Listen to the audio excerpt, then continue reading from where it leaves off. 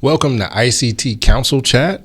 With me today is Vice Mayor Tuttle. When we started today off really great with the ribbon cutting at Top Golf. We did, and welcome. Thank you so much. It's so good to be able to do this with you again today. We had a fantastic ribbon cutting in District 2 for Top Golf. One of the best parts about it is it's months early, right? Yep. I remember when I got the call from City Manager Bob Layton and made me aware that they were going to be able to open early, and especially before the holidays. So this is just a really good time for them and for the community, but just an outstanding facility, a beautiful facility. I encourage everyone to go and check it out. Even if you don't play golf and you're like me and you're better at like driving the cart than, driving a ball, I still will go.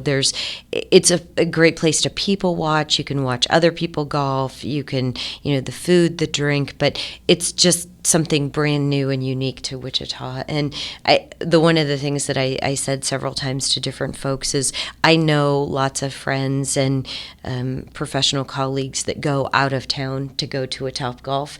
And it's so exciting for me to think that not only we have one in Wichita for Wichitans, but people will come from out of town to come to our Top Golf, right? Yep. And that whole 96 corridor that's just really blown up with restaurant and retail and hotels, and we have Stryker, and we have the sports forum, and so it's just a really, really good addition to our community. Santa came early. Santa came early. That's exactly right. Gift cards for all. Well, we have an incredibly busy end of the year agenda. Tuesday, I think this may be one of the largest agenda packets I've seen since I've been here. It's definitely, I think, the largest this year for sure. Yeah. Jamie, who is our city clerk, when she came around the other day and delivered the packets, she said this is definitely going to help your 2022 Taller Than a Tuttle packet or project. So in case people don't know, one of the things that I started doing my first year in council is I save all of my agenda packets for each week and stack them up. And I'm 5'2" without the hair and heels. And so we do once a quarter, Megan in communications or someone else usually comes in and we stack them all up and we see if it's taller than a Tuttle. So this week is definitely going to help the Taller Than a Tuttle project. So hopefully we'll be able to make it taller than a Tuttle this year. Yeah. So some of the other things that we have going on, there's several IRBs. There's one for Textron, which is in District 2, 3, and 4, and they are requesting internal revenue bonds not to exceed $527,300,000 for a period of 5 years. And one of the things that I highlighted that I'm excited about, and I'm just starting to get into this huge monster of an agenda packet, but right now they have 9,300 employees. They're one of our anchor industries for sure and our largest employers, but they're hoping to add 500 new employees over a 5-year period with an annual wage of $52,000. Awesome. So yeah, just something that to be able to assist one of our anchor industries, but then the impact that it'll have on the community is significant. And then the other internal revenue bond that we'll be discussing is also in District 2, and this is for Union at Purple Heart Trail. And I actually got to have a conference call with them. This one is a bit different, and that's why I had asked if I could learn a little bit more from our EcoDevo team, because it's for multifamily housing. And that's something that we don't normally see our IRBs go for, right? And so it was a great opportunity to learn about some affordable housing options in a I think a great place, a great location, a really unique concept of how the development will happen, some of the amenities that will happen. And right now we keep hearing over and over again, affordable housing is needed. And so if this were to pass on Tuesday, they'll start groundwork in November of 2023. And will be done in 2025. Nice. So, yeah, it can't come soon enough, right? Yep. Yeah. I think it's always good to also point out with IRBs, when people read that it's a $20 million IRB or a $10 million IRB, those are not city dollars. Yep. That's the investment that business is making, and the IRB piece just allows for a sales or property tax break. Yep. It's just one of the tools we have in our tool belt to help with economic development, right? If I can take the lecture and tell you a quick story. So Thanksgiving, I went home to see my mom, and she's in a nursing home in a very small town in Iowa where I grew up. It's 8,000 people. And one of the women who was visiting her uncle was sitting at the table with us, and she's the reporter for the local newspaper. She was the reporter at the local newspaper when I was in high school. Oh, wow. Yeah, she's still there. And so this town, 8,000 people, and she covers government relations and politics. That's her role. And so I asked her, what do you think are the three biggest issues facing Lamar's, Iowa? 8,000 people. Affordable housing, childcare, diversifying their economy. Oh, wow. If you would have asked me, if she would have asked me Wichita, I probably would have said the same thing, and in that order. Yeah. So I just think it's a significant issue that we're facing, not isolated here to Wichita and not even Kansas, but across the nation. So just glad to have an opportunity to maybe address it with this item. Yeah, that's exciting as well. We'll also be looking at selling some excess property in District 1, and the potential, if council approves that, will help support a Price Woodard Park and some investments and improvements there, and we've had community groups really working at that, so there's potential for that. We're also going to be discussing several contracts, including the Teamsters and Fire Union contracts and the Employee Benefit Consultant contract, looking at our health benefits.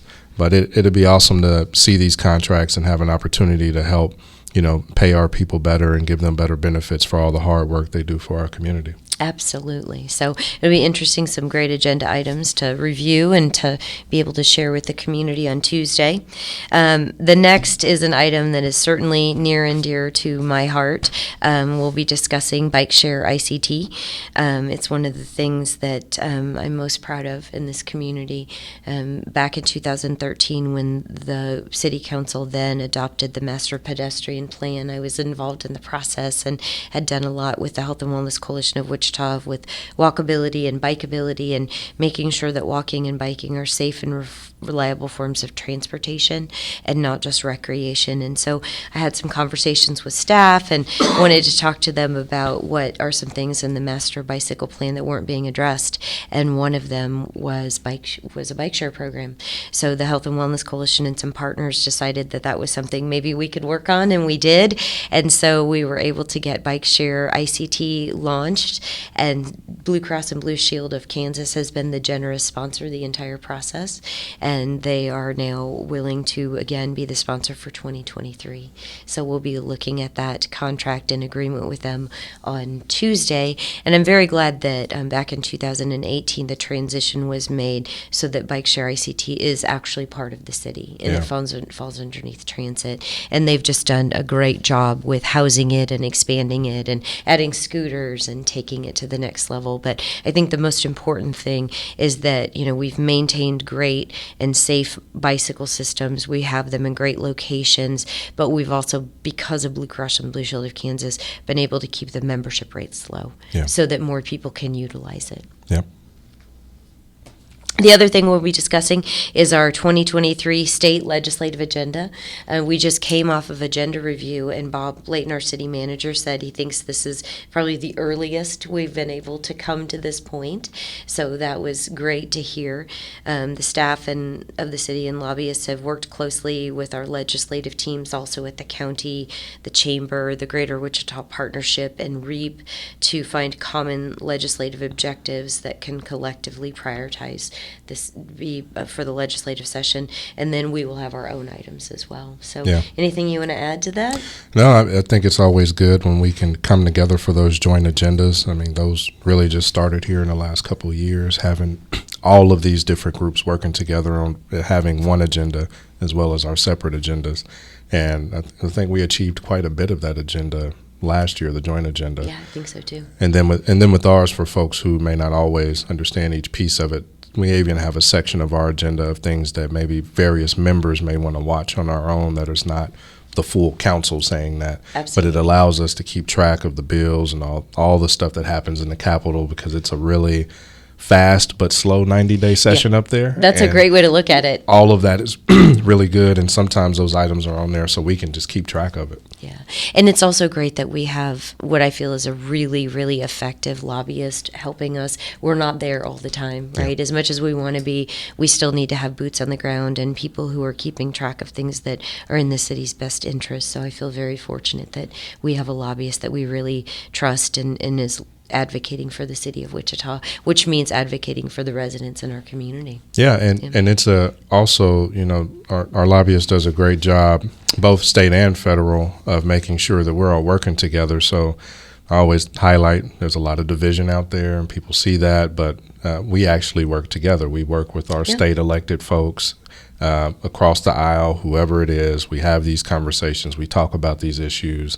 And our lobbyist really helps us set up those meetings. We build those relationships. And so there's a lot of work that happens. You don't always see pictures of it or video, but we have those really good relationships, and it benefits all of us when we work together. And I think next week we actually have a convening with our South Central delegation, if I'm not mistaken, and an opportunity to hear not only Wichita, Sedgwick County, but other communities around the South Central delegation, but also WSU and other entities usually come and present, and it'll be interesting this year. I bet we'll hear some common themes: mental health and substance abuse, again, affordable housing. So it'll be interesting to see what comes from that. But I think it's going to be a really robust legislative session this year for sure.